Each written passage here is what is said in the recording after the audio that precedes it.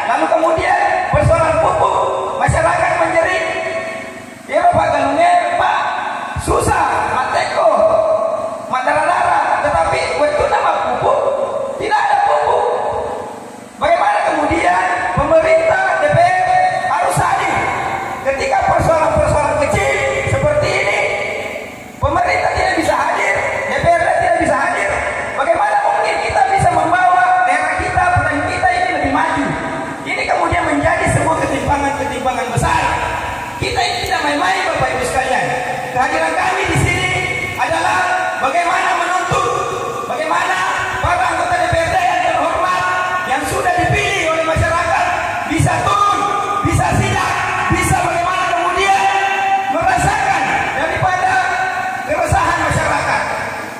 Jadi bayangkan sudah 2 bulan para petani di sana membutuhkan pupuk, lalu kemudian pupuknya ini subsidi Pak.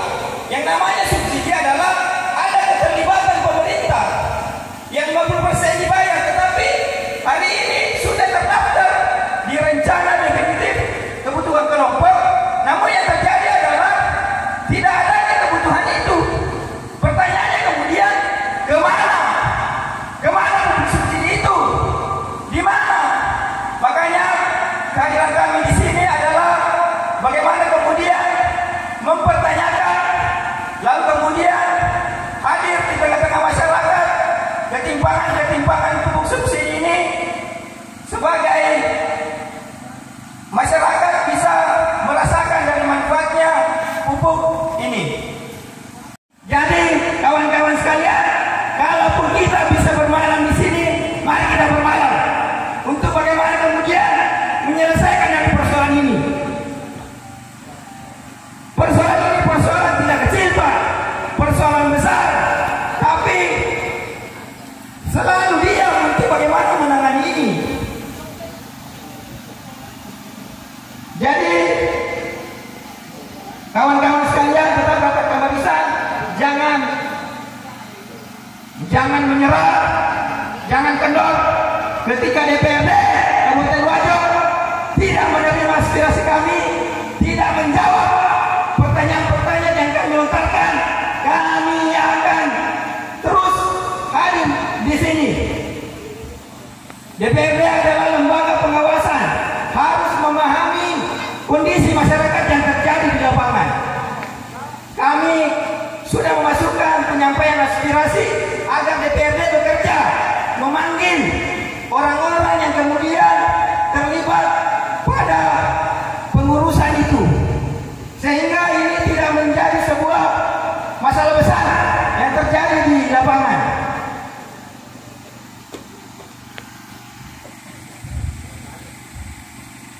Ya, alhamdulillah.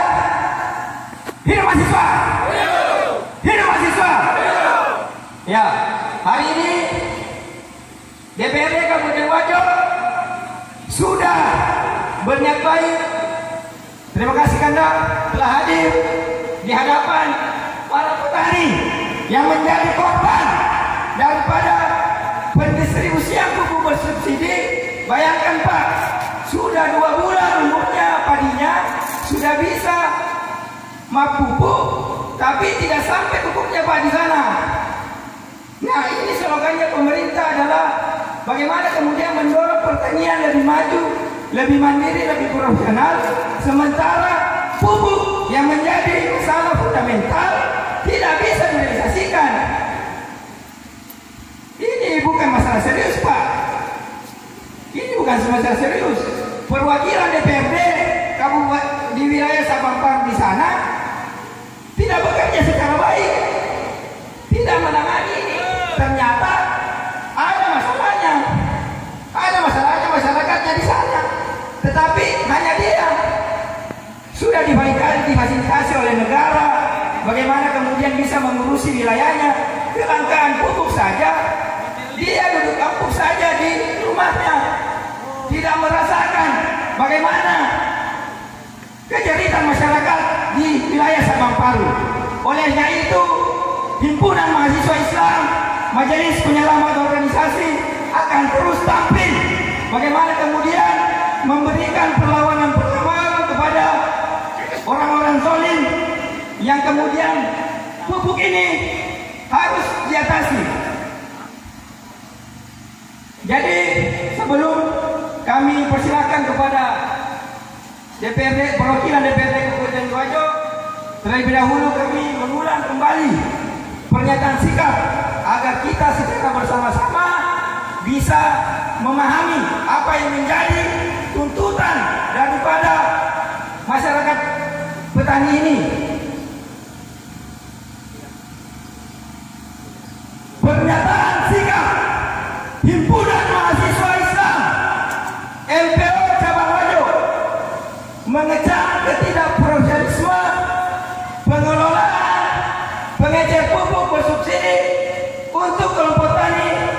Kecamatan Sabang Paru, Kabupaten Wajo. Satu, menuntut kepada penyalur, distributor, kios Rahayu Hidimiguna Sivil agar tepat waktu dalam proses pendistribusian sehingga tidak menurunkan hasil panen sekurang-kurangnya telah terpenuhi permintaan seluruh masa penggunaan di lapangan. Betul? Betul? Dua, mendorong proses pengelolaan pengecer pupuk bersubsidi yang transparan dan nama ya, karena ini para wartawan hadir di tempat ini. Ya, silakan. Nama saya Haji Mursam, wakil ketua atau bendahara di Kabupaten. Saya selaku petani di Parlemen selalu mengalami kekurangan pupuk, bahkan keterlambatan sampai umur 55 hari. Yero saya seperti pupuk. Jadi ikut cara Yero. Waduh semangat nah. Pak Galung itu jangan Galung. Sama angka si bubu si bawaan ini. Jadi pamit apa ya kalau pasti kena sirupan. Nah padahal petani mengharapkan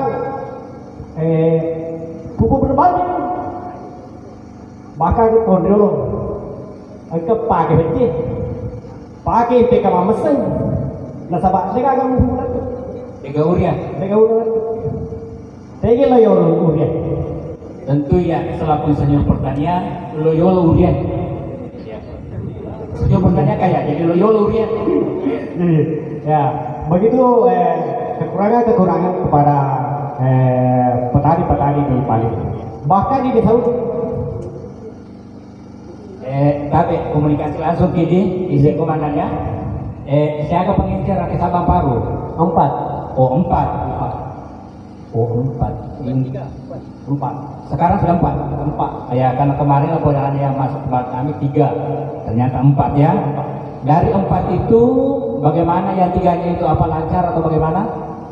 Saya juga dikenal berhubungan dengan pengecer-pengecer lain. Oh, khusus untuk yang kita bicarakan ya, khusus kira-kira. Oke, silakan dimulai. Ya, saya tanyakan itu sebagai perbandingan. Maka magi lancar akhir daerah lainnya sementara akhir daerah tidak. Nah, ini yang mau dicari solusinya. Justru itu baru-baru ini baru ditanya itu Pak Suryadi atau Sifira itu ke Makada Magi, ada tempat pada Haji Sudi. Haji Sudi. Iya, Haji Sudi kayak ini. Ya toh? Iya. Haji Sudi kayak Sudi Pameru. Ya, silakan. Mereka hubungan. Nah, sedangkan ini tasir lupa mereka. Maka ya lo, tak 20 ribu itu di Galompo, dan tinggal kita 20 yang lo kan. Loki bagai-bagai tasir sana. Jadi, angka hubungan di tengah pun. Nasabah kutado itu tayo lahannya. Si tadi bubu yang ini bicara.